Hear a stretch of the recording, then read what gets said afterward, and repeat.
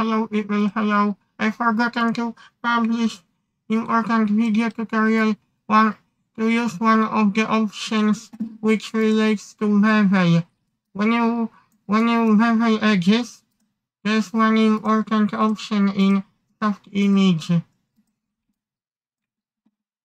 You can either use shortcut keyboard because you can assign, but I will do this time clicking like icon of menu on a keyboard. When you see Alt next to Alt or next to FN button, bevel component, you can see that issue. How to fix that?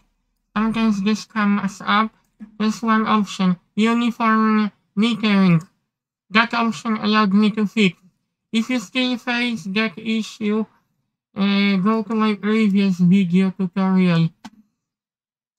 Because there is option, if you still face bevel issue, you can do like that, freeze all transforms, freeze scaling. But this option relates to bevel uniform metering.